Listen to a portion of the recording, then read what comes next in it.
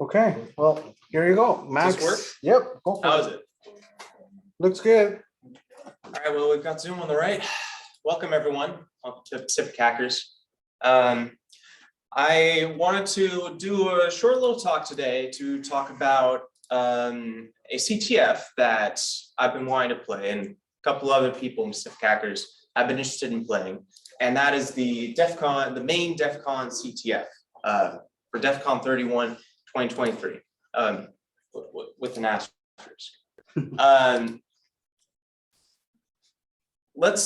I'll start from the beginning, give a little bit of background here. So capture the flag competitions are something that Zach will go into more detail later here. They are cybersecurity competitions that involve you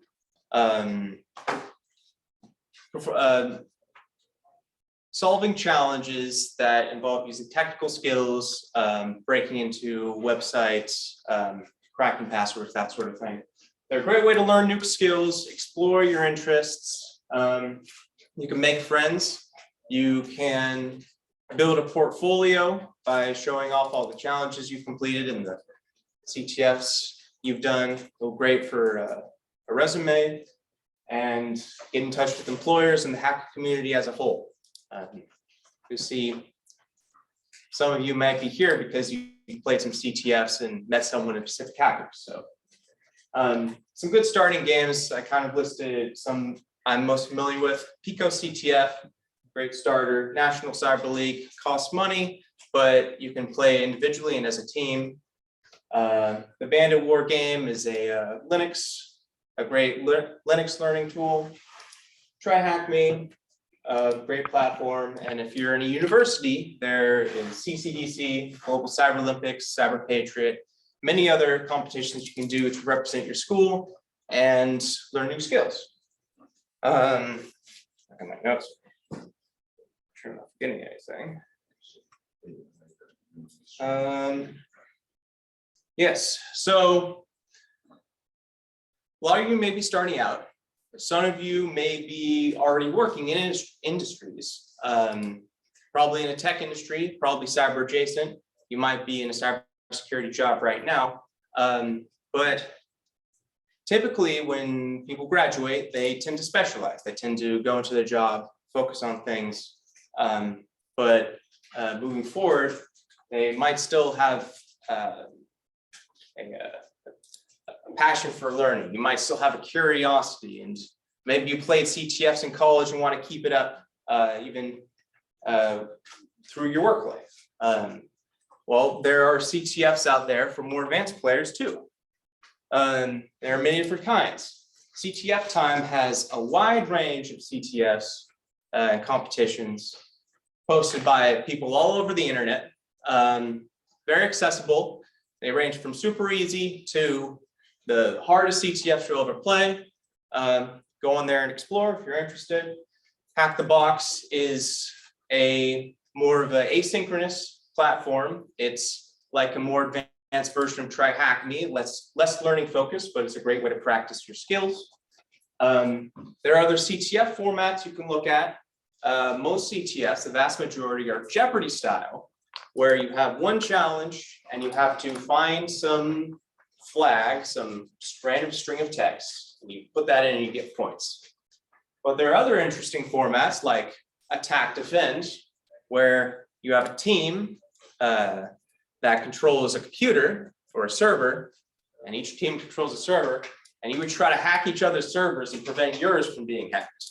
And King of the Hill, which is basically the same format, except there's only one server, and everyone's trying to hack into that and gain control and keep control of it. Really interesting. I wish I had some good examples, but unfortunately, ICTF, International CTF, isn't running anymore, I don't think. And the only other main Attack Defend CTF I know about is the main DEFCON CTF, which I'll talk about in a minute. There's also specialized platforms. Portswigger Academy is great if you're really into web application hacking. It's an awesome platform. Crypto Hack, great for cryptography. And there's also the big CTFs, the ones played by the best hackers in the world, things like Pwn to Own, which is a live environment where people discover new vulnerabilities in some of the best software, and the one and only DEFCON CTF. This is like the Olympics of hacking, or the World Series. The best hackers go here. If you win this, you've got all the credentials in the world. Everyone wants to hire you. It's crazy difficult. So it runs the entire DEFCON conference in August, Friday through Sunday. And CTF teams from universities, companies, even government agencies like the NSA, the KGB, you know, people, they won't tell you exactly where they're from, but no doubt they're probably there. They come from all over the world to compete. There are 16 teams. It's attack defense style, as I mentioned before, and 8 black badges go to the winning team. And if you don't know already, a DEFCON black badge allows you free access to the conference for life. It's basically the largest bragging right you can have for the conference. And the last part, anything goes. It is a totally anarchistic competition. You can try any sort of strategy you want as long as you don't attack the organizers or break US laws and get caught. You've got, typically they have like a limit of about 8 people you can have on the floor playing the DEFCON CTF, but most people just run a network link to their hotel room upstairs, where they have like 30 people working on those challenges in the background. I wonder how they share the black badges if they win. But anyway, this, what was I going to mention? This of course is for the best hackers in the world. And statistically, I'm going to assume that none of us here are at that level. If you are, and you know that, fantastic. I'm really glad to be in your presence, but I'm just going to assume we're not. So I don't suggest any of us play this. Technically, we can't. But I do suggest all of you try out the qualifiers. Qualifiers are in May. They're in 3 weeks, May 26th to May 28th. And they are an online Jeopardy style, no barrier to entry, no team limit. And the top 16 teams get to go to the finals in August. This is the one that I wanted to invite you all to play, if you're interested. The topics include web application exploitation, binary exploitation, cryptography, and some other miscellaneous challenges. Last year, they had one where there was a BIOS. They had a BIOS virtual machine that simulated another BIOS virtual machine, or something weird like that. I didn't read the whole write-up. So they've got some weird, interesting, and unique challenges in the qualifiers. And it's still incredibly challenging. Yes. I think it's 27 to 29. Oh, I see. GMT. Yes, that's GMT. Okay. So Right, so 26 here. Okay, good. we just found out it'll be 5 p.m. PST on Friday to 5 Sunday. Okay. So as we were just talking, we're gonna come back here. So at 5. So probably we're gonna start at around 4:30, like set up. And then by 5 we start, you know, if you wanna join us, I don't know, we can buy some pizza or something. And so you can play. I mean, you have to obviously stay here for the next 3 days, right? But at least get you started, you know, if you have any questions or anything, you know, he'll be here. And then right at 7, they have an event here every Friday. It's free beer, sometimes free food. So I think it will be a really good time. So yeah, work on, look at the meetup page, and we're gonna post it because I think this is very important, especially for the new people. So since he cannot show something right now, like what is he talking about, but he will be able to do it in a few weeks. So yeah. Is this also like all kinds of level of like CTF challenges, or is there like more advanced? Like how They are- Like Pico CTF, or They're much more advanced than Pico CTF. So I was going to mention they're still incredibly challenging. You might spend, and I'm going to go in more detail on this, but you might spend the whole time working on 1 or 2 challenges. And be lucky if you get it. So just want to mention, this is only if you're interested in that. At the very end, we made a Discord server, so any of you who are interested, we'll invite you along. We'll get you all the details, and of course, Marco mentioned on Friday, the Friday that starts, we'll be here in the Hacker Dojo to help you all get started. But yeah, I want to mention your concern because it is very daunting. These are very challenging. So while my team and I were kind of thinking about doing this competition, we thought it was a cool idea, but we weren't really sure if we would really be able to contribute. You know, we're going to play it, we're going to see these challenges, like, I don't even know where to start, and, you know, just give up. So to test it, we did some searching on CTF time, and we tried to find CTF that was kind of, we had time to do in a weekend, and we found one called, actually, yeah, let me bring up visual aids. Where? Oh, perfect. Dice CTF. We found Dice CTF.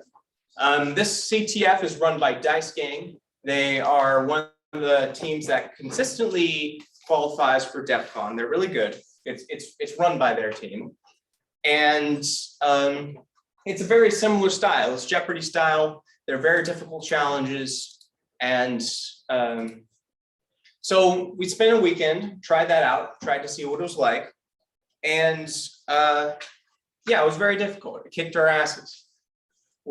But we solved 4 challenges. We were able to solve 4 challenges as a team. 2 cryptography challenges, 1 web exploitation, and 1 Linux challenge. And that was perfect because, or for a few reasons. For one, solving those 4 challenges actually put us in the top 10% of all the players. So I just want to say, I used to do this 15 years ago, and I quit about 10 years ago because I couldn't get any of them. well, now's your opportunity. Yeah. That's the goal. You get 1 challenge. That is an achievement. Oh, it is. You get 1 challenge here, and it's even better, that 1 challenge. That 1 challenge that I got personally, that was actually really fun to play with, because afterwards we went back, reviewed the challenges that we did, and the ones we solved, we did a write-up on. I did a write-up on my cryptography CTF challenge, posted on the website. Perfect excuse to start a blog or start a portfolio if you're looking for jobs or you just want to record your experience. It's a great way to build your resume, start a conversation. And let's say there's a challenge that you didn't solve. There's probably a few. There was a few. Most of them we didn't solve. But we're working on one.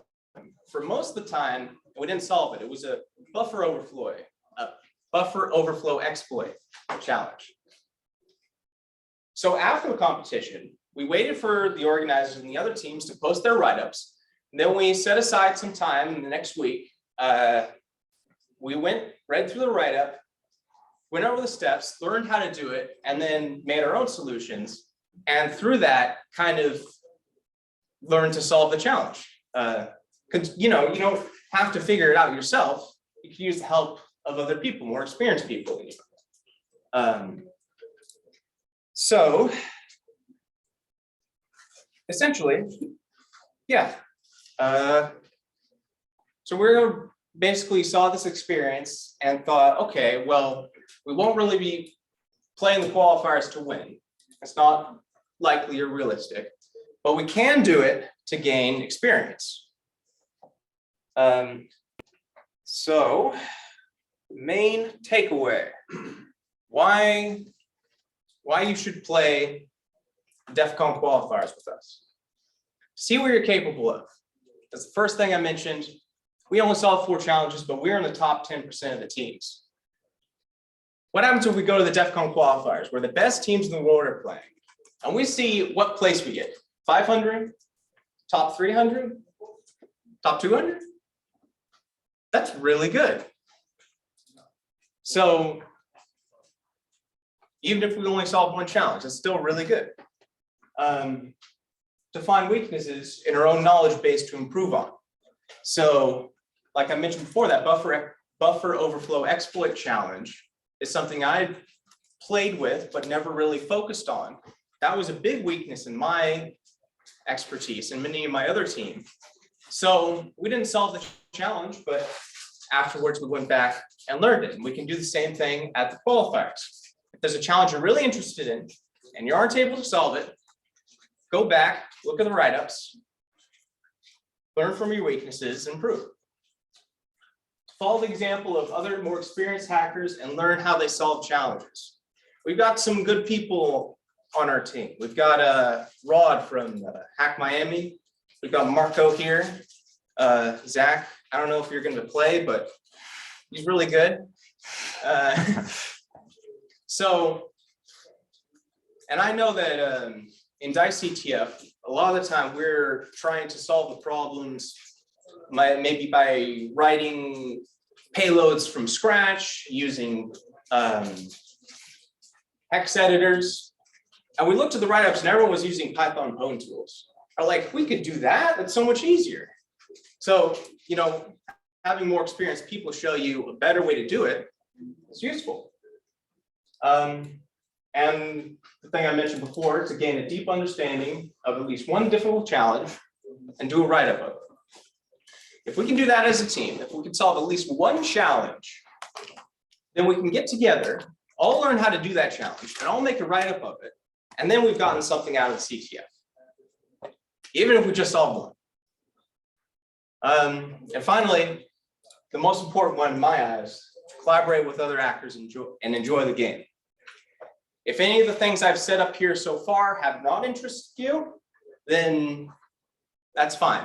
Don't play the game. I do not want you to use this weekend sitting there for your computers like, why am I doing this? I don't like it. I want to be going to the beach or something. Then don't do this. Only play this if you want to, if you're going to enjoy it. And the last one I was going to mention is, as specific hackers, maybe we get fractionally closer to maybe one day being able to play the actual DEFCON CTF. Yeah, that's all I've got. Can't wait to hack with you. We have a Discord server, as I mentioned before. You can scan the QR code to get it, or can you move? Can you minimize the? Here we go. There we go. Or if any of you are on the %27 Discord server, you can go to the channel CTF General, and there's DEFCON CTF qualifiers in there. Yes. Yeah, you said about your knowledge base. What are a few things on the knowledge base that you classically have to have? For the DEFCON qualifiers? No, well, for what you said before, yeah. Yeah. Improve your knowledge bases in general. Yes. It depends on the challenge. There's, as I mentioned, there's cryptography challenges. So if you're not good at cryptography, you can learn from that. If you've never used a new technology that they explain, like they have a challenge using BIOS of certain computers.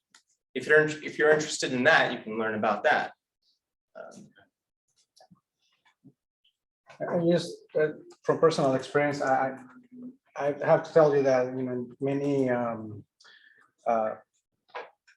interviews that I had in the past, they actually ask if you are an active CTF player, because now companies are asking, like, want to see that their employees are engaged, right? And pardon me? CTF. Oh, CTF.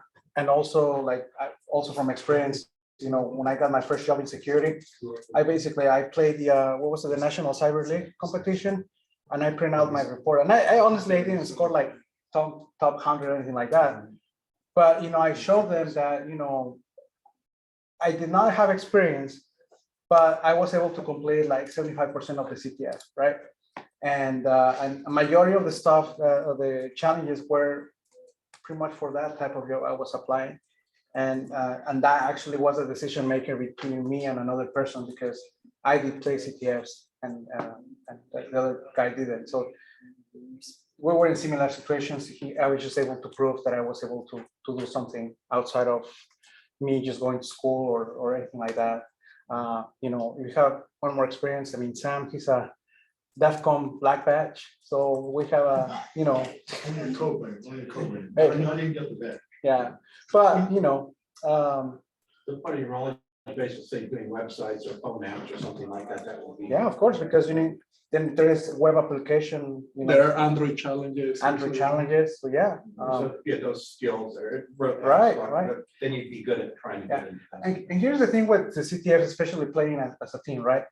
Because and I want to repeat this again, not everybody knows, you're not an expert in everything. You might be expert in one thing. When you play as a team, you basically help your team on what you're knowledgeable about. Maybe, or on the other side, if you don't want to do what you normally do, but you want to play something else, you want to learn something else, then you do the other challenges, right? So you can help your team in both ways, right? Some of Jeopardy, that was kind of. Right. It's a Jeopardy style. That's a Exactly. Jeopardy style. You pick, obviously 500 level, and each category will obviously be more hard than the 100 level, right? But it is the same concept. There's no team limit. There's no team limit. Yep. As many people as you can manage. Can you talk about like recommendations of tools that people needs to have, or virtual machines? Like how do you need to prepare your environment so you're ready for the CTF? Yeah, I can only give you personal experience. I'm sure there are people that could give a better layout of tools you can use for the CTF. But depending on the category, if you're doing any sort of working with binaries or malware, reversing, you definitely want a virtual machine, a Windows virtual machine. The Flare VM is really good here. And having a Kali Linux virtual machine is always good, of course. Having something in the cloud as well. Yeah. I mean, that happens to me. Like last year, like there was a Windows challenge and I have to pull a virtual machine on Windows, and it takes time, and sometimes the internet speed is not very good. Right, so you can use the cloud to spin up a virtual machine really quickly. Yeah. Well, I'll talk a bit about it. Yes, Zach, you can probably give more details. Also, off of what Marco was saying, I actually interviewed before I got my current job at Amazon with the guy who makes the CTFs at Amazon. So having that conversation was really beneficial, because I was like, well, I actually helped write the OWASP St. Louis quarantine CTF back, a few years ago during right as quarantine. And so being able to talk about creating the challenges in addition to, like what types of challenges. It's one thing to solve a challenge and learn about whatever technology, but coming up with like clever ways of trying to misdirect people, or like interesting integrations of different tools you wouldn't expect, that also has a benefit. So, and you can, I'm going to talk about beginner stuff, so I don't want to cut in or anything. Well, I'm pretty much done. Okay. I've got, yeah. This is the Docker usage for hacking. Is it common now? Yeah, Docker is used a lot of the time to host challenges. And if you need a tool and you don't want to take all the time to install it, if you can find a Docker container for it and just pull that, it's much easier. Because time is of the essence in a CTF. You don't have time to set up your whole environment while you're playing. So yes, absolutely. So Kali Docker can still be effective if I use that. There's a Kali Docker container. I'm just wondering. Yeah, Oh, yeah, that has to be a VM, right? What? Kali. Well, No, I agree with that. there's Docker, there's also Windows subsystem for Linux, you can run Kali there, Yes. but you have to use 2.0, WSL 2.0, because 1.0 has networking issues. Or it's more difficult to get. does everyone get the link that wants it? Okay, Any question, is there a limitation on what tools you use? Generally, no, in like a given CTF.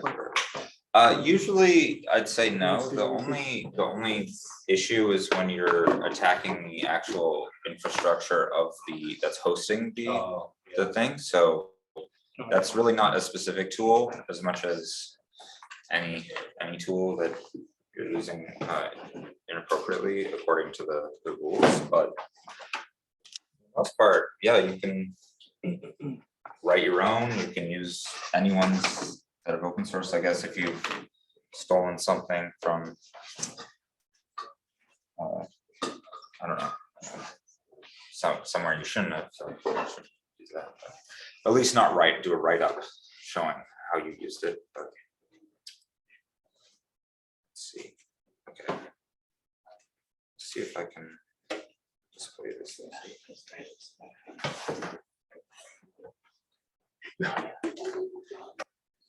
I'll tell you, it shows. Oh,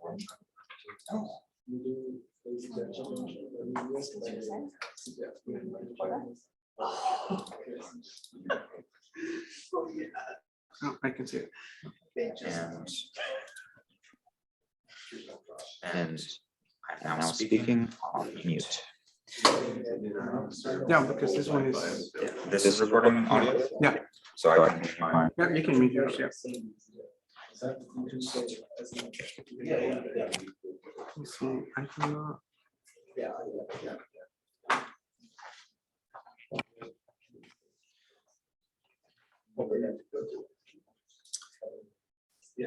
okay. Actually, you wanna give a like 5-minute break? Oh yeah, does anyone want to take a break? Go to the bathroom? I think there were pastries out there earlier, but they might be gone. You know, there's still snacks in the back, so Oh, if yeah, you want to get, cookies or anything. Water is, or coffee, it's on in the kitchen if you're would like to get some, this is the time, honestly. Great time. Great time. Oh, I'll go. Here you go, go for it. Might as well, right?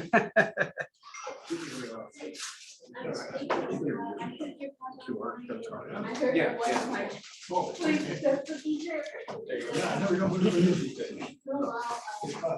Yeah, I was trying to work on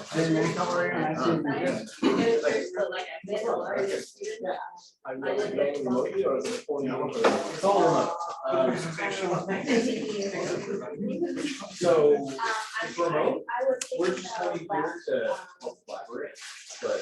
Yeah, This was, I was also wanted to take the. You're more than welcome to join from wherever. Yeah, and then I was like, I understand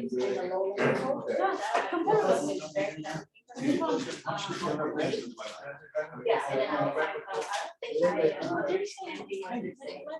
Yeah, that one helps to know. Yeah.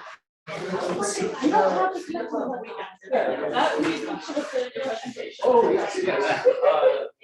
You can hop in for a few hours. However much time. It's called for Pacific Headland or the what you share? The QR code is for what I did. It's not. But you look, you For look. the DEFCON qualifiers, CTF effort that we're doing with Pacific Hackers has a separate Discord for just general stuff. And you can get the link from there. Okay, so this one is the for okay. CTF preparation. Yeah.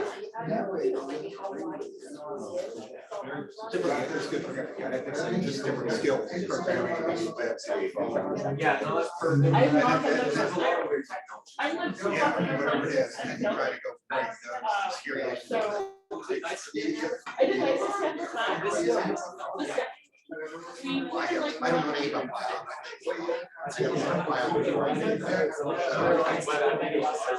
Okay, yeah, it was hard. A lot harder than like.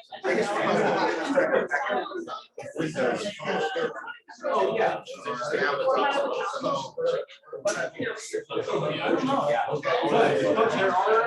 There is things to, I didn't have time to go over it, but mostly all the previous challenges for last year. This year is, What I love about qualifiers. I think there's something to this. No matter. Yes. So, click on this link. This is all the information from previous qualifiers.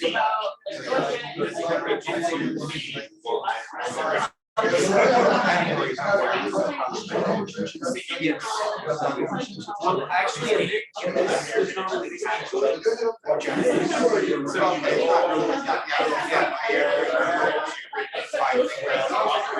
Yeah. It's all over. The share. No, I don't.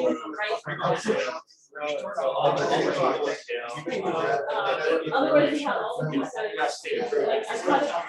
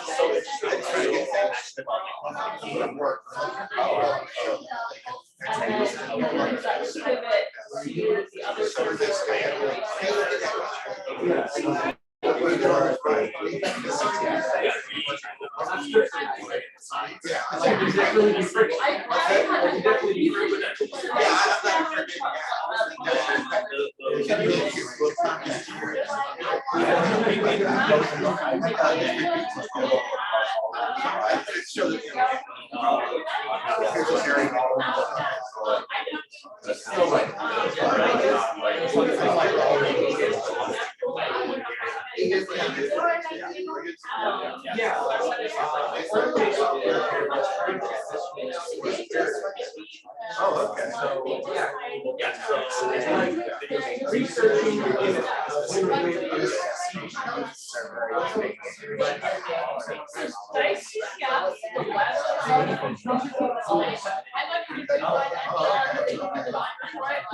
To actually get it, you have to do it on this.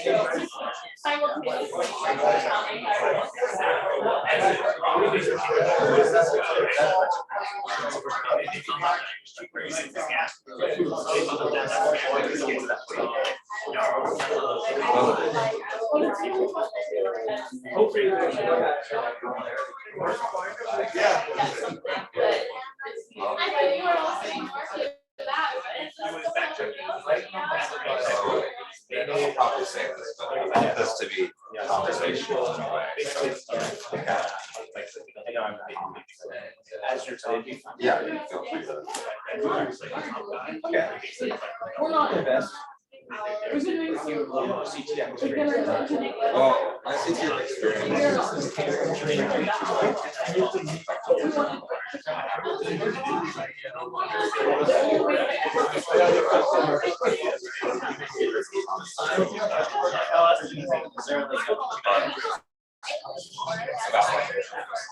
I mean, it's all.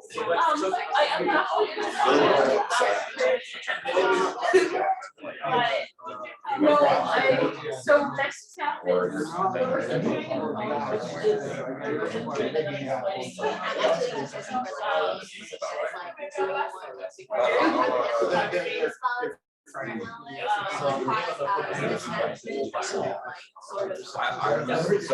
That takes some advice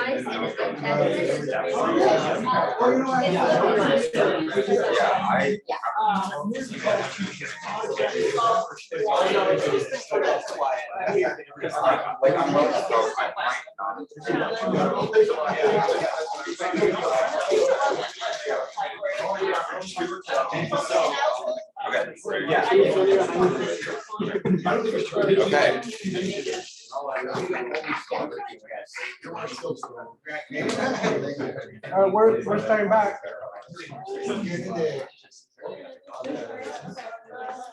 Okay.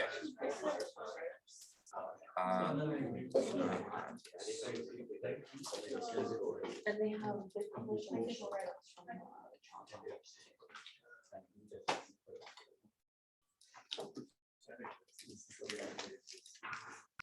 Okay, so.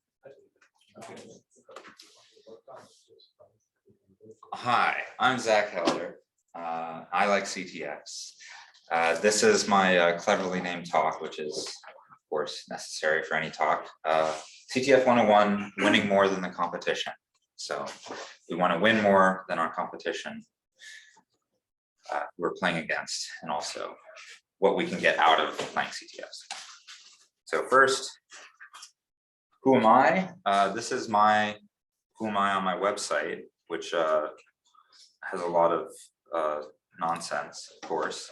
But what is important for this talk, I guess, was I was competing with Aries X, who actually, funnily enough, because certain ctftime.org teams have dropped out of the system or deleted, these rankings are actually higher than they used to be. So that is one benefit of being on one of those sites. So I think they're actually ranked 9th or 7th in 2020. Anyway, but basically and then also here's like a bunch of high placements I had. You can see this hasn't been updated in a while, but mainly a lot of this is coming from my experience in getting my first real full-time job in cyber. So this is my pitch for why you should do CTFs towards getting a job, but from my own experience in doing that. So here was the my college CTF team that I helped start. But the benefit of a lot of this is having something to point to. So first of all, the views and opinions expressed are my own. Nothing to do with my employers. This is all stuff I do outside of work, and there's no professional advice. So what is the agenda for today? Overview, CTFs, why you should be doing them, and how to get started.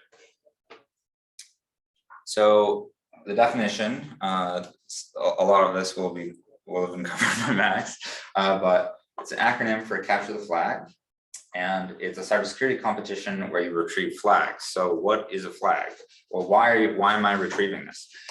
Essentially, cybersecurity is a very interdisciplinary field. There's a lot of computer science, theory concepts, networking, all these system administration. There's so many different areas that kind of fit into what IT is, what software is, and so how do you prove that you know that you're a cybersecurity professional if you can't talk about all those things? So essentially, CTFs are one place that will evaluate and help you learn all these different areas, depending on what the competition covers. So this is what a flag looks like. So this is our Pacific Hackers Association flag. Essentially, it's just a long string proving that you solved a given challenge. So there will be a string that looks like this hidden somewhere. It can be inside a database that you have to dump. It can be the password to a user in a web app. It can be hidden on like an admin only page. You can get a response from calling an API. There's so many different things that these challenges can be, but essentially you're looking for this, because if you're like reversing, if you're doing some reverse engineering, there's all kinds of hex code that you don't know how to read it. You need to be able to find exactly where in this file this string is. So that's why it's prefaced with like the formats are different, but they generally follow this sort of format where they say something flag or the name of the competition, Pico CTF, and then in curly braces, the actual code. So also on my blog, there are a couple of flags hidden, but that's left as an exercise to the reader. But how do you get the flag? It really depends. As I mentioned, there's a few types of competitions that I'm going to talk about. Jeopardy as the most common, where there are multiple canonical categories. Cryptography, steganography, I'd say forensics kind of overlaps with some of these. Web exploitation, binary exploitation, reverse engineering. And depending on who's writing the CTF, there can be what I would call more esoteric categories. Like I believe Lennon gave a talk on software-defined radio, but the first time I did a CTF that included a whole category on software-defined radio challenges, I had no idea what the heck was going on because I'd never even touched that as even a hobby. Like I never tried to hack software-defined.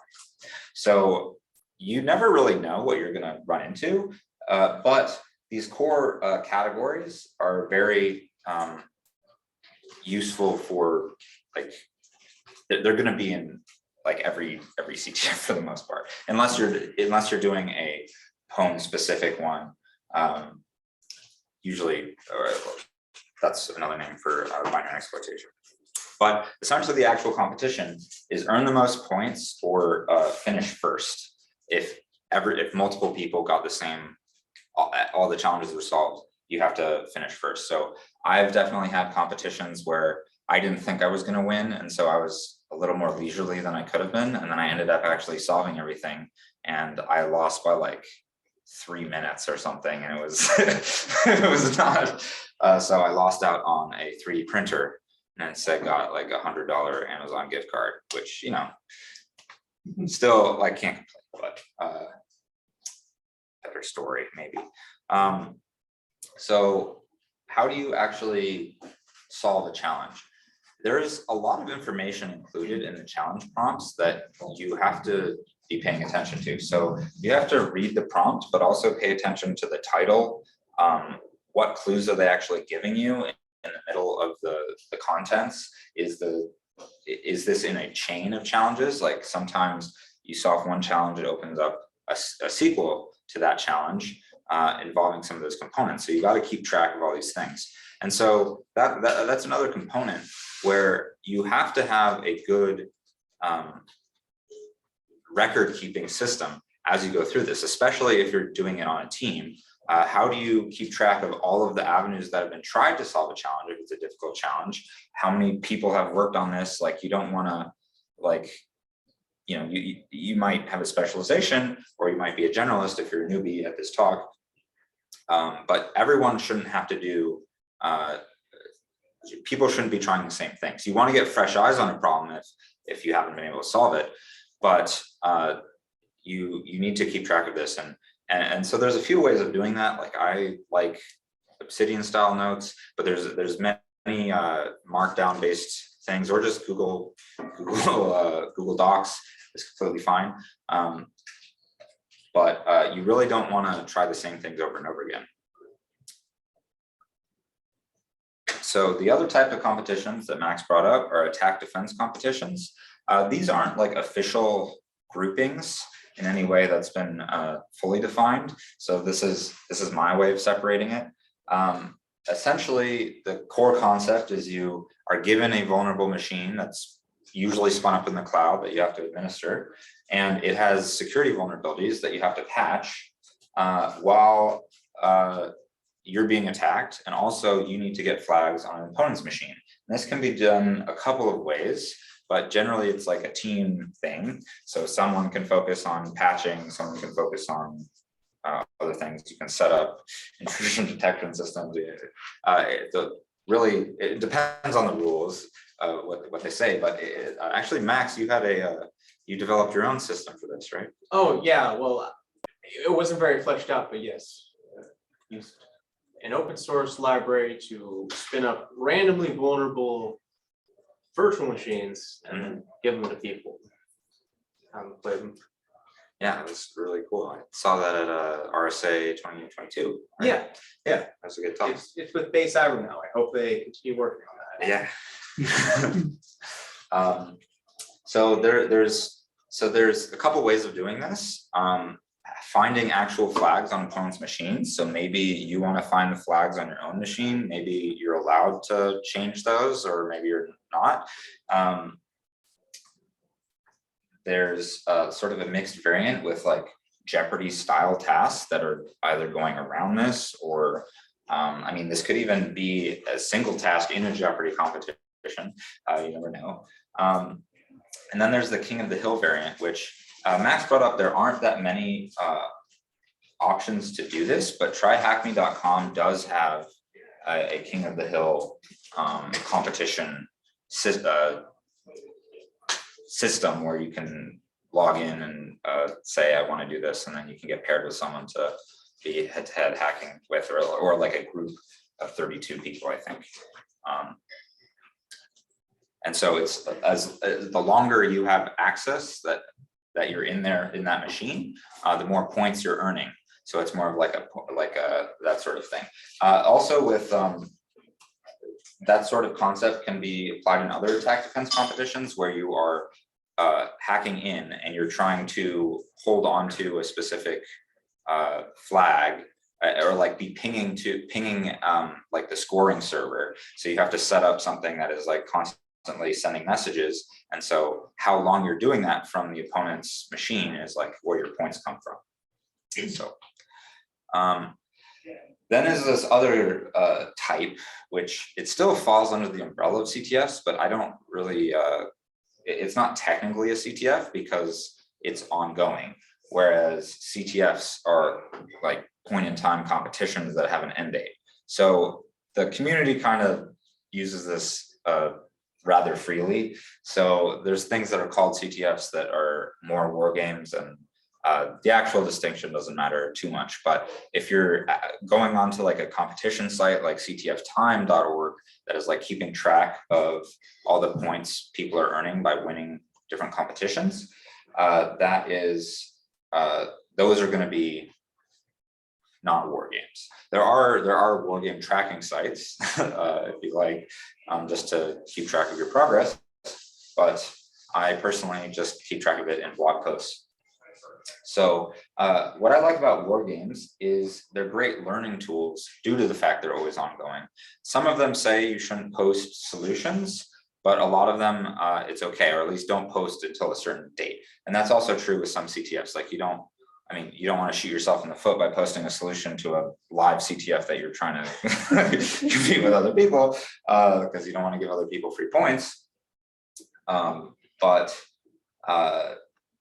there will be long write-ups for some of these games, and actually reading other people's write-ups is a core component of getting good at CTFs, because I'll mention later, but you don't know what you don't know.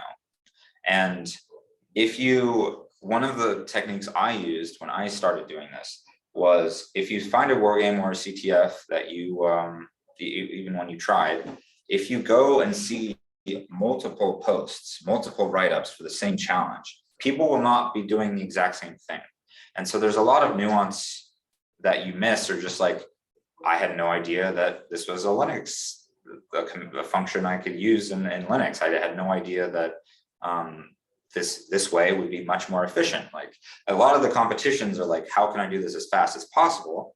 Because you're trying to get the points, and like worry about, sorting out the write-up later. But my strategy has always been document as much as possible so other people don't have to deal with it if it's an actual competition and doing the same things. And also, when I'm actually doing a write-up after the fact, it's already mostly written.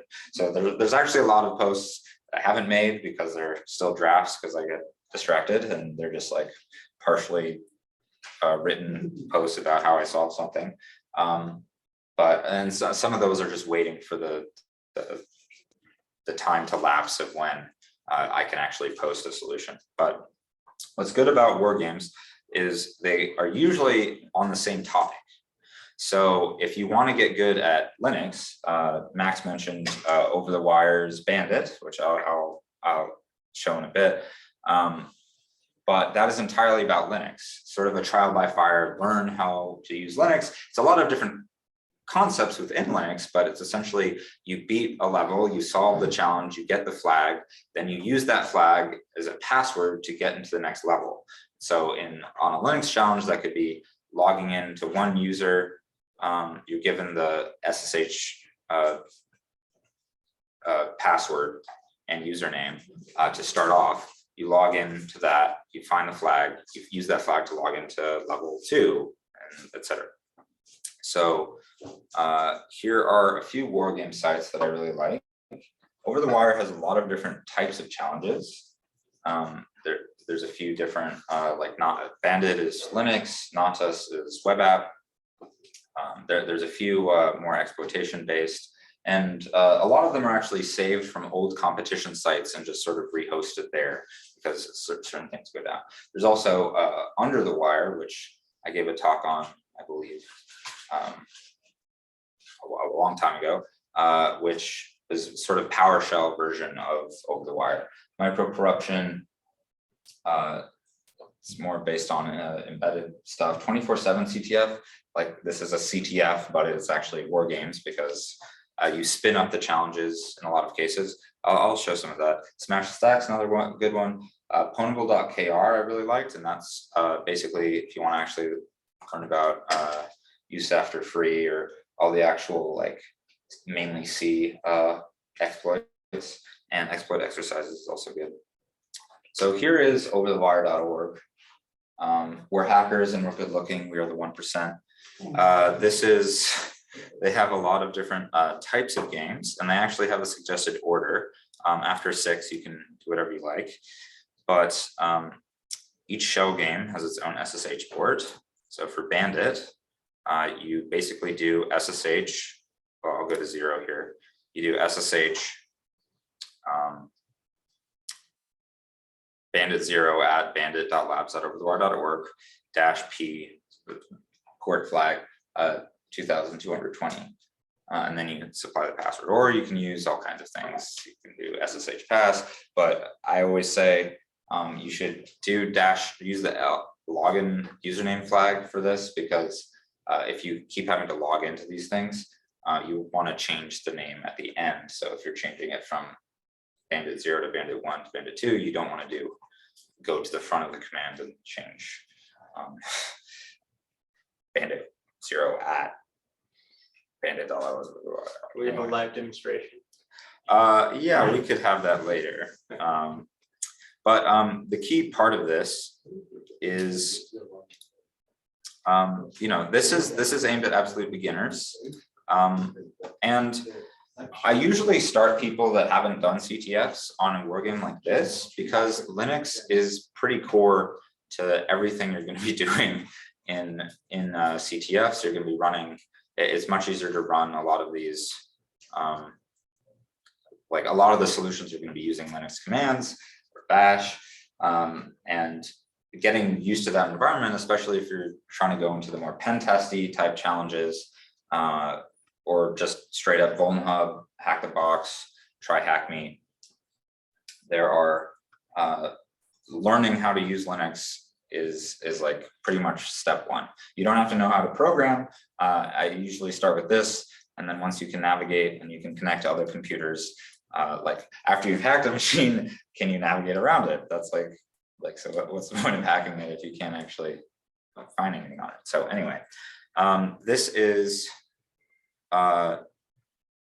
basically, I'm going to have a couple options for you guys to do, or rather, I will poll the audience for what type of hands-on stuff. I know some people have to leave, so maybe we won't get to as much of that, but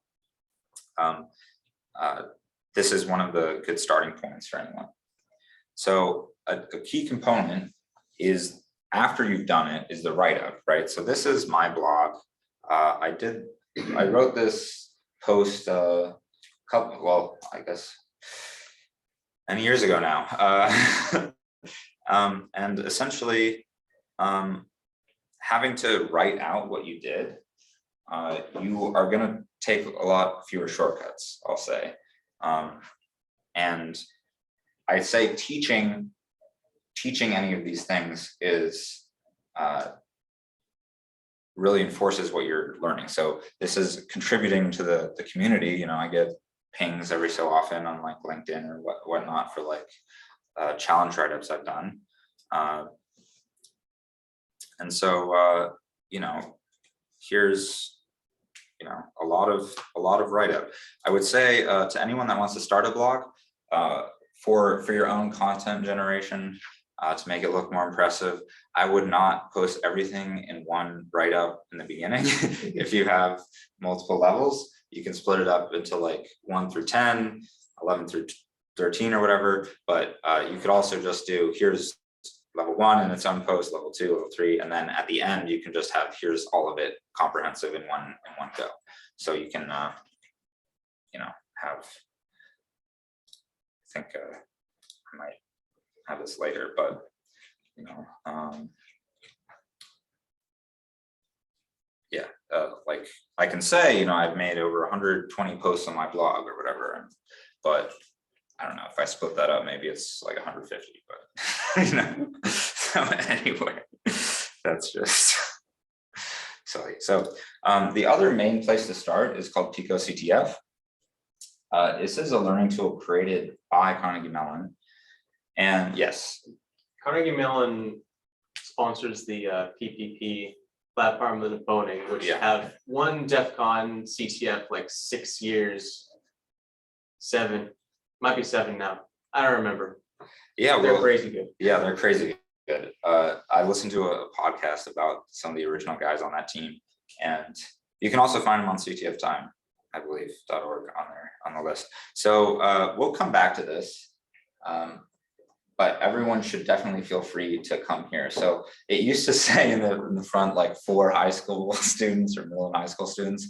And so I felt very bad when I was starting off, like playing this and being like, how the hell are high school students doing this? But it's really this is the distinction war game CTF thing. There are competitions, which are mainly for like to compete, you would sign up as a part of a school. I think there's some non-school based competitions, but this is supposed to be a learning tool. So there is the Pico gym or the practice. This is where you can do all of the actual challenge. Like there's dozens of challenges you can do. I mean, I got into this doing the 2018 version. And so that one is, that's long gone. I used to host some of the older ones still, but the Pico Primer, I would say, is one of the top sources for getting into CTFs. So here's like an extremely long explanation of exactly how to look at certain types of challenges sorted by the canonical category they'd be in. There's also, I don't count them as like a separate challenge, but there are usually programming based challenges where maybe you need to repeatedly hit like request a response from some port or something, and like you have to do some calculations for them, and there's a lot of, it might have like the wrapping of cyber, but it's usually a straight up programming or combined with networking type of challenge. So anyway, this is sort of your Bible for the beginning of this for sure. And their explanation of a lot of the assembly stuff is good too. So here was like my write-up for 2018. You know, starts very basic with just like conversions of binary, but how would you do that in an interesting way? Even if you're solving very basic challenges, can you show that you know something about Bash in your write-up? Can you like, it's not, if you're doing war games and you're doing it to learn like how to compete and think about things, it's like, it's not always how can I do this the fastest, it's like, what ways is this possible to be done, and like expanding your mind on any of these things. Because like, even if you don't solve a challenge, what did you have to Google in the process of trying to solve this? You might have learned actually a lot in trying to solve a specific challenge. And so you don't really want to forget that this is really a process of, if you're actually going to do DEFCON qualifiers and actually compete, like, you're not, you know, these people have been doing this a very long time, and it's about developing the curiosity of how these things actually work at the foundational level. So, and across many fields. So here's another site that I like. I think it's very clean, 24/7 CTF. And you know, you'll have your challenges and across all your different areas, and you can do that. For some of these, you'll be spinning up a specific machine to do them. So some of this has been covered already, but why do this? Why do you care? Fame and fortune. So this is, it's not really about, you know, you can be in the plaid prominent opponent and be famous for your hacking, or you get your black badge and have your,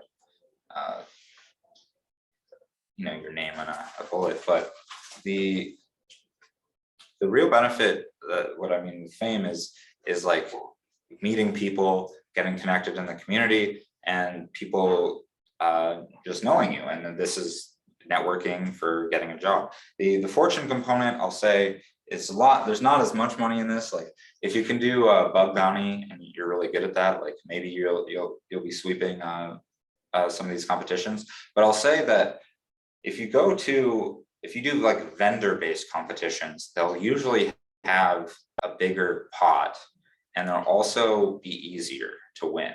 If you're like on, like, I remember like on the floor at RSA one year, like I did like a VMware CTF, and there was only like 3 people there, and it's aimed at, they're trying to sell these products. So they're not like, and if you have to actually be there in person and it's not open to the world, like those types of competitions are a lot easier to win. So, I mean, I've won, I didn't win the 3D printer, but I've won like a Wi-Fi pineapple. I've won, you know, plenty of sweatshirts. I believe this is a t-shirt I won from the Spider Lab CTF. I couldn't find my Secure Code Warrior sweatshirt, but I would have done that.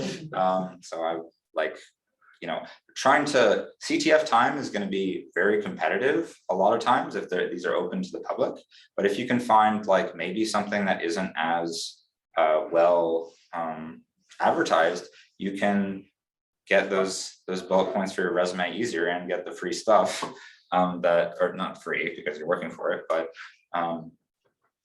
get some of these things. So I think I've won, and also like I think I've won coupons for like what's the hacker book place that they, No Starch Press? yeah, No Starch Press. So I got like $100 towards that, which is really cool. But I think about under $400 total in like winnings and like one or 1.5 years of being a tryhard. So, but I also got a job, which, you know, you can calculate. It's harder to calculate, though. That's, I made money. So anyway, you don't know what you don't know. So why are you doing this? You learn something new. Max covered a lot of the what you can get out of this, but learn what you know and what you don't know. Learn what you're good at, where your areas of weakness. Maybe find a new area of interest. Maybe like, or the things that you don't want to be doing. Like maybe you absolutely hate reverse engineering, and that's not going to be an area that you're going to spend any more of your time pursuing. And you don't really know what might be relevant. Like I found certain things I've done in competitions, like it just comes back up like a year or 2 or 3 years later. I was like, wait, how how might I get around this issue I'm dealing with now? Oh, I've exploited this in the past or something similar. I mean, with a lot of the even pen testing stuff, it's about building a certain sort of frame for how these things work. Like maybe you've hacked a Squarespace site before, or you've hacked Joomla or whatever CMS tool.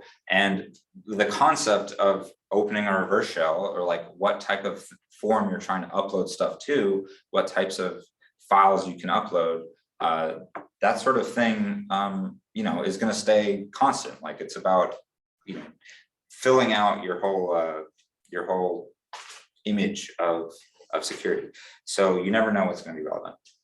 So here is the get a job component, which is you're showing that you're passionate about cybersecurity, even if you don't have a certification yet. Maybe you can't afford it. Maybe your company's not going to pay for it because it's outside of your field that you're currently pursuing.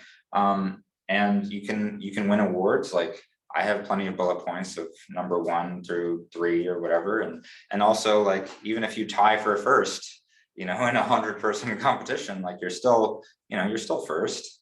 You know, like, and so this is sort of like, I came from a computer science degree, but it really didn't cover IT or system administration or like anything really about cyber. Like my only cyber experience was I was the webmaster for the chapter of Habitat for Humanity at my university, and it was like the site was given to me by someone else, and here's like all the things you do to upload, you know, a new event. There's no users, there's no nothing. It's just like, here's where we're posting events. And then the site got hacked, and I was like, oh, like the things I like build and have to maintain, like I actually need to know what I'm actually doing. Like I was writing plenty of code and building all kinds of apps in my courses, but in terms of how do you actually secure these things, that you don't know. Like how might you bypass the restrictions of uploading files into a file, like a form, or like a file upload on any site? You know, if you said, or does anyone know?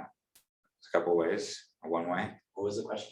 If you wanted to upload a file onto a website that had a file upload form, like, you know, the pop-up that says, you know, select, how might you get a file type that isn't accepted to be uploaded? Change the extension or less than Chrome, just change the type. Yeah, so change the extension, I heard, and file, you have mentioned the core. To specify you only accept text or media. What is the name for that? MIME type. MIME type. Yeah, so you can say, so maybe the backend is saying you only accept image types, or we only accept files with this extension. But there's certain types of files that you can that are valid in multiple formats. Does anyone know what that's called?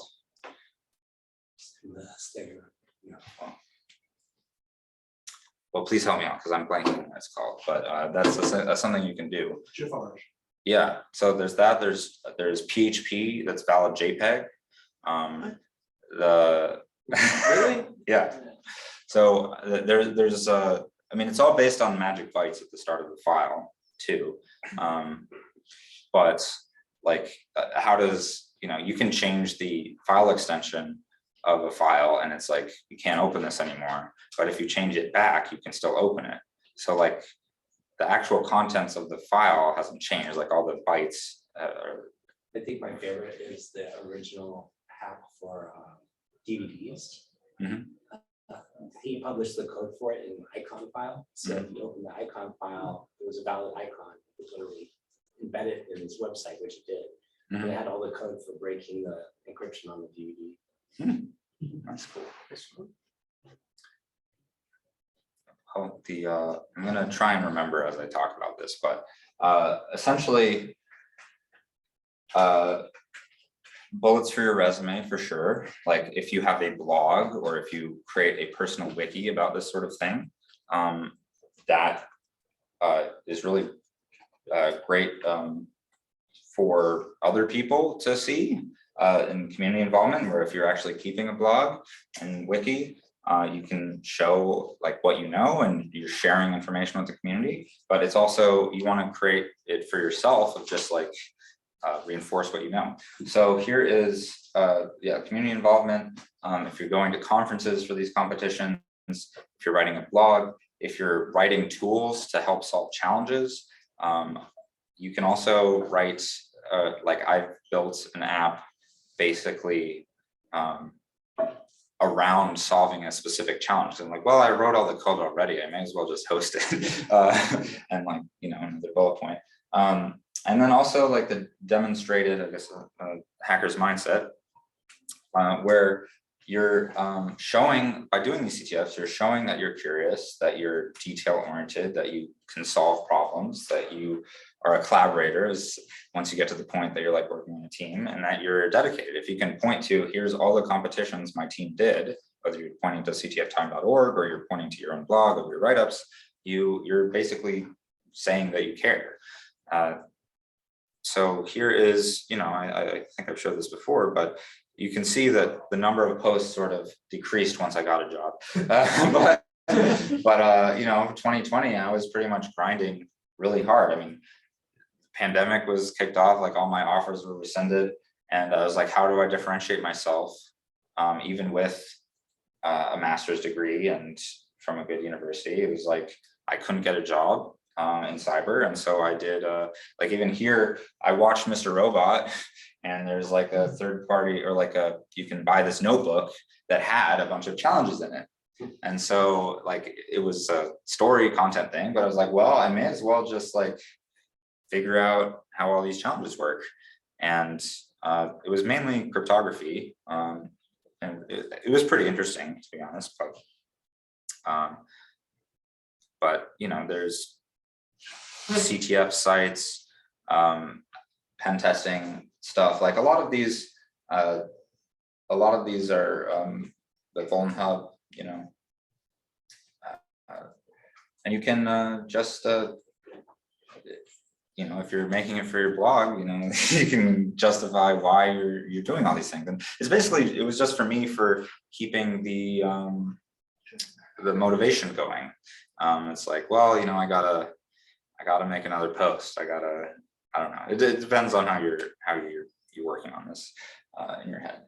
But how do you actually do these competitions? So there are a lot of tools, and there's always going to be more tools. And I can show you a few of these, but really it's about the mindset, because those things that you're trying to show by doing these competitions, if you're trying to do them to get a job, having the right mindset is critical. So what did you, like I said before, what did you learn, even if you didn't solve it? Sort of like viewing it as like an educational tool, and also just you don't have to solve every challenge to do a write-up on a CTF, right? Like you can solve one challenge and you can do one single post, and that's like adding something. Yeah. I guess technically, even if you don't solve a challenge, look at someone else's write-up and then write your own using your own strategies. Yeah, so you can, or you can be compiling other people's solutions. So maybe you worked on something for a long time and you couldn't crack it, but you can say, here's all of the different things that I tried to do. Here's how one actually solves it. And here's actually 3 different ways that this has been solved. And so, and you can even like take a more farther higher up approach of like, what are you actually learning from this? How can this be applied at a for a similar type of challenge, or what is the actual what is the actual takeaway, and where else would this be applicable? So you don't even have to be, you're still adding additional information. Like, of course you can just steal other people's write-ups and reword them, but like that's not a, you know, like you want to be adding something to the community. And so that's sort of the at least my approach on that. Practicing with challenges. You kind of, yeah, do you have a question? Let's say you're working somewhere and you're a QA guy. Mhm. Are a lot of these challenges, can you put those in your test plan I mean, is that at that level? I mean. I don't know. Actually, that's what the websites they do, right? That they do all the QA of your answers, right? All the unit tests, so they did all the tests. So it depends on the platform you're using for sure, because some of it, like, Yeah, I mean, depending on the platform and product and all that stuff, but. yeah, it's just, You want to add some additional test cases you might not have ever thought of, but just might Yeah. give you some ideas, I guess, is that. yeah, Does that happen a lot? well, Maybe like, they're far beyond. well, with like a Jeopardy style challenge, you're gonna be finding a specific string, and then whether you got it right or not is just by that string being correct. So they're not validating your actual, how you went about solving it, unless it's like a code editing or code review type of challenge like that. Like, honestly, there's so many ways, but so, some of these platforms where like try hack me, like you're going to be questioned on all of the steps that you're taking in a lot of cases, and so having all of the components all right is relevant.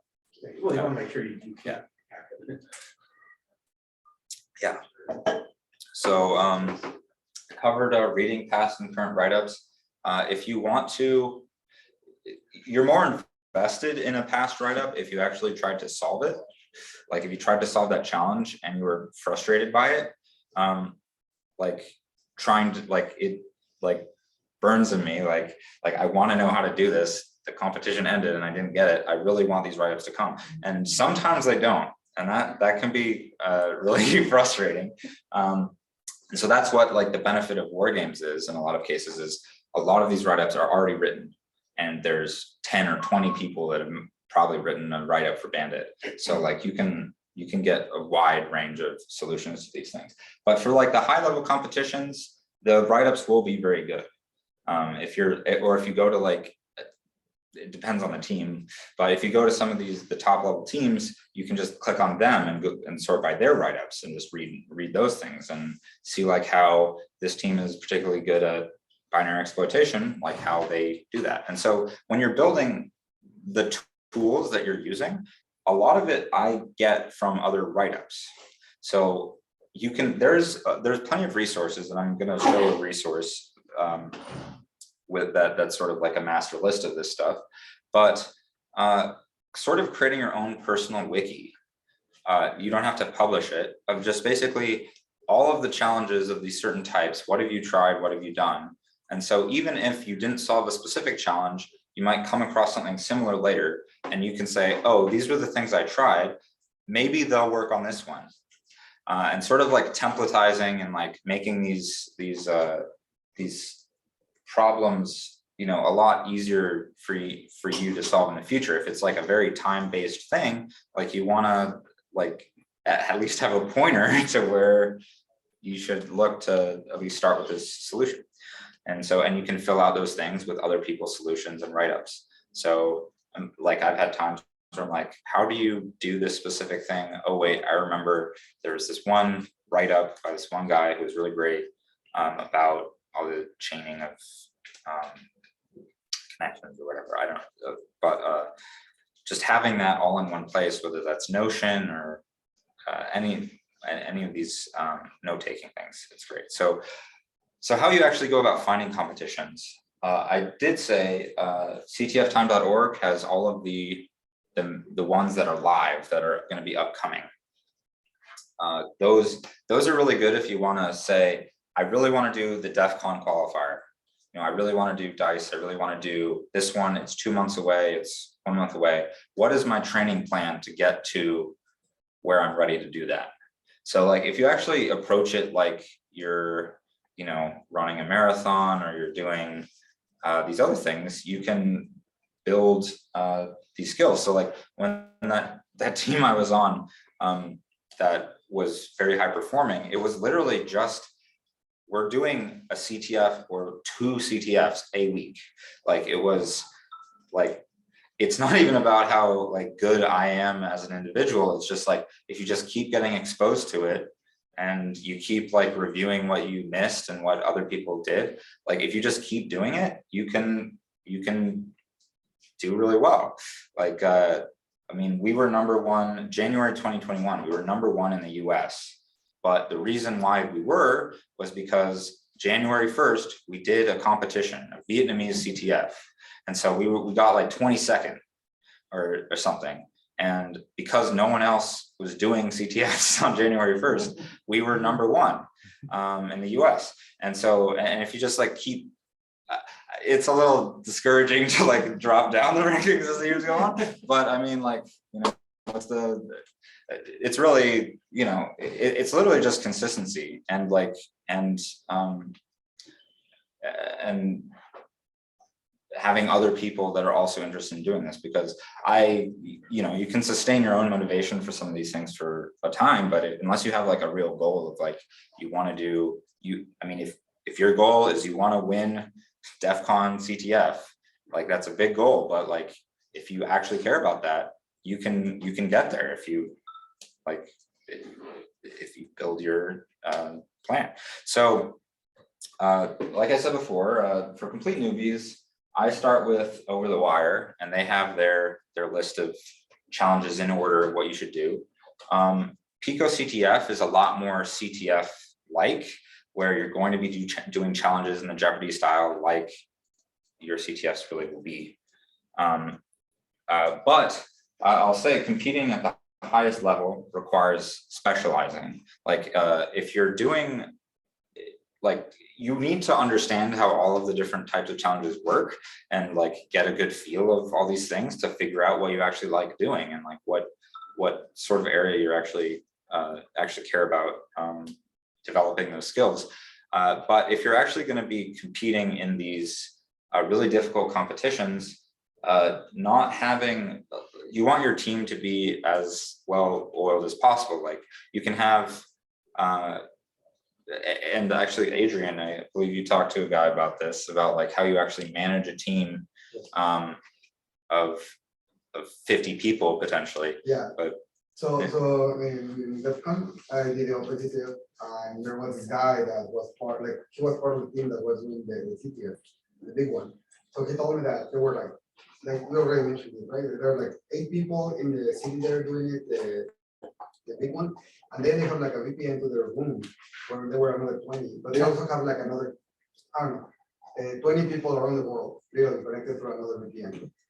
So he mentioned that they have people, because these games are in categories, they will have like specialist people in the categories, and they will have like levels. So you have like a senior, junior, whatnot. So they will throw a challenge to a junior, and he will have like 10 minutes to actually figure it out where he goes to the next person. And then, so they were like the most senior one, they will have like software to actually manage which challenges are doing who, how much time it's taking for them to do it.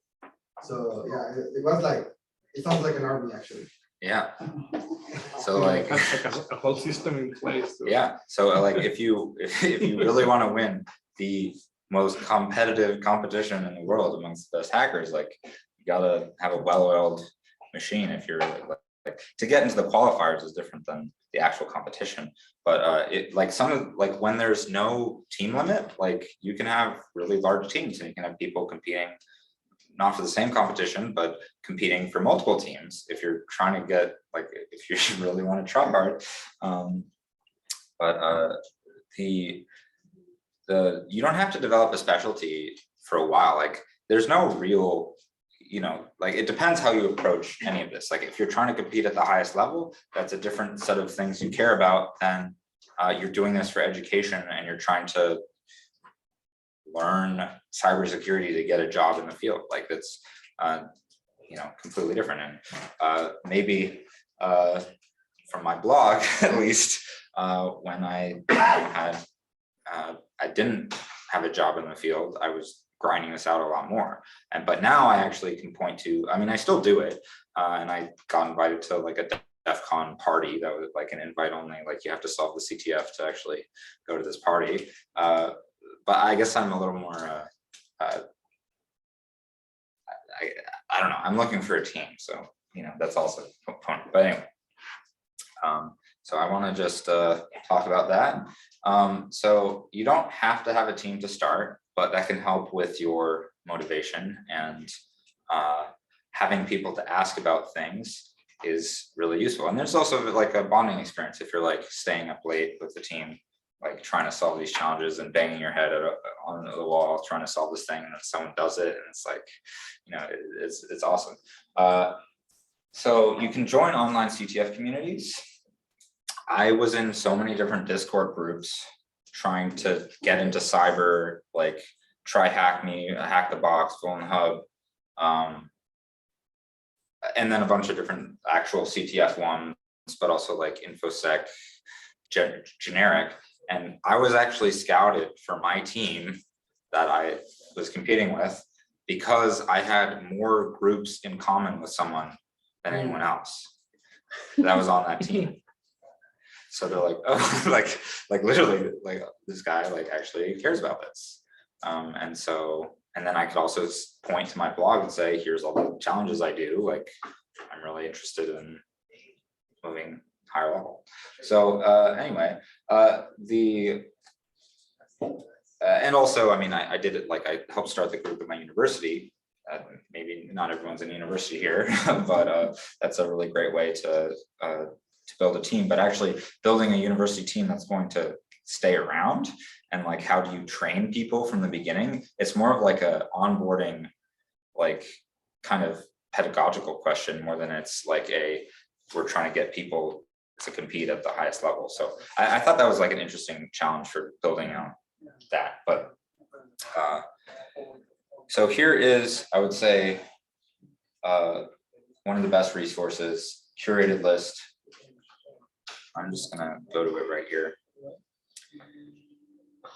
So there's information for creating CTFs in addition to all the resources for solving them. So here is, you know, for the creation group, for platforms, for, and here's for solving. So Cyber Chef is great. I think Marco, you gave a talk or two on that one. But basically, whenever you need to do a certain thing, you need to break down the challenge into what is actually being asked of me. And sometimes you don't really know, but like break down what are the ways that this possibly could be solved? What are they trying to get me to demonstrate? What ability? So a lot of tools have already been written. Like it's also good exercise just to write a like quick Python script of like make I think I made a rotation cipher solver just in the command line. So, you know, I just pipe the input into it, and then it'll just output, here's all the different things. And then you can, outside of that, you can pipe that into like a grep flag or something. And like, you know, there's usually a rotation cipher question in like one of the beginning challenges in a CTF. Or something like that.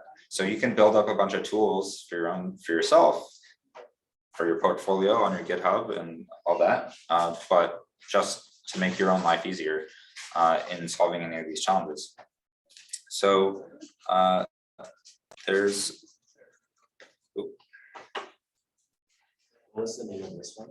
This is Awesome CTF. So it's just called, and you know, I'm not endorsing this one specifically over any other list, but there's a lot of resources already out there. And one of the big things I always do if I can't solve a challenge, and like I've tried some of these things, look for write-ups using that specific tool, and look for write-ups. Also, one tool I like for some of these is TLDR. If you just, it's like a manual man page for any command in Linux. If you do TLDR, there's like a community sourced, like simpler colored output of like what are the most common use cases for this and what is the exact format for these commands, and it's a lot more readable. Yeah. If people do solve one of these things, do they have a button where you post it to your LinkedIn page? I mean, Leak Code has that. That's a whole different. Yeah. So I mean, there's I don't know if people do that in this world. There, like, I would say that there are, for sites like Try Hack Me or Hack the Box, they have like something that you can put on your blog or LinkedIn. But there's a really cool CTF that I'm affiliated with called Deadface CTF, where you can actually, how many challenges you solve, you get like a badge. And they have like a separate platform for giving badges and stuff, but it's all virtual. And so like I got the contributor thing, and that's on my LinkedIn of like I've written challenges for the CTF or whatever, but they also have them for being in the top 10% or winning it and stuff like that. It's more like you take a class at Udemy or something, you press the context as you go to class. Yeah, These lead codes actually put the solution up there. There's pros and cons. Yeah. The National Cyber League does that. They have scouting reports put on their LinkedIn. Oh, okay. That's the only one. You can also link your CTF and provide. I mean, that's not a contribution that your teams Can rather. you show again the page where there is a, you say there's a Bible for the, and then Oh, there's yeah. programming for Python. Yeah, so this is, Open on CTF and then you can see which channels, like which CTFs. Oh, okay. so this is the Pico primer is what I was talking about. Primer.picoctf.org. And for your badge question, like here is my try hack me badge saying I solved 28 rooms. I don't actually know what the 7 is, but I hit 7 targets of some kind. And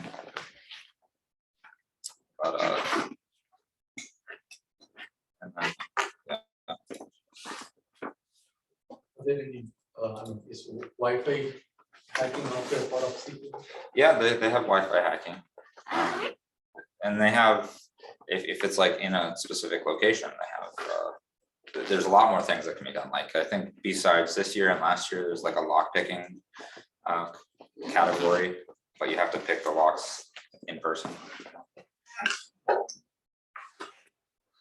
I had one CTF that it was like there's a social engineering component where you had to like convince some guy that you were actually, you had to like find information, like convince this guy that was actually there, that you were who you were saying you were, and open source intelligence based things.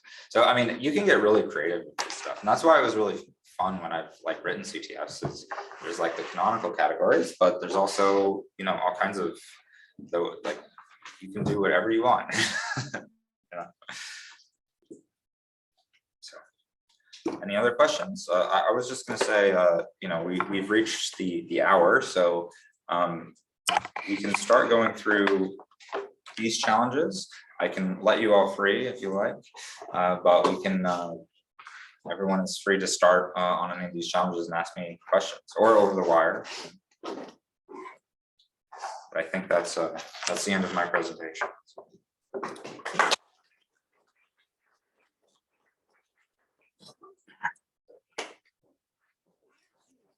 You guys are more than welcome to stay, so I'm just gonna close the Zoom for the other one. I don't know how many people are on the other side, but I just want to thank everyone for joining. And again, you guys more than welcome to stay to go over the challenges. I actually have to leave for another event we have going on, and Irving will stay if you guys would like to stay. And yeah, so the 20, what did we say, 27, Max? What's Yes, the 27? 26 at 5 p.m. to the 28th. Okay. That's Friday to Sunday. We will check. So If we solve a challenge, I want to see write-ups from everyone who participated. You can use Medium. You don't have to create a blog. If anyone has questions on how to make a blog, then ask ChatGPT. Yeah. Right? Okay. Again, how many people are staying to go over, stuff? Yeah, I'm sure. Go for it, man. You're still, yeah. We have the place here. I mean, I'm gonna close the Zoom because that's the stuff that you guys when you're in person. You get to stay and hang out with awesome people and enjoy other stuff. But for the people online, sorry. Was the Zoom recorded? Yes, yeah. Usually what's for today, because we were trying to invite people from the outside to join the DEFCON qualifiers and all that, we did the exception to allow like live streaming, but from now on, what we've been doing, or what we've been doing actually, is we record it, but we don't post it until like a month or two later. The whole reason is for you guys to come and network, right? That's the whole point, because otherwise, eventually you're gonna watch it, but you're not gonna have the same interest. You're not gonna be able to connect with people and stuff like that. So we're not live streaming anymore, but today was the session. So. I did record. Sorry, I do this as well. That's right. Yeah, you're gonna see on YouTube later. So, yeah. Yeah, cool. Well, thank you guys. And again, whoever wants to stay, you can more than welcome to stay. So,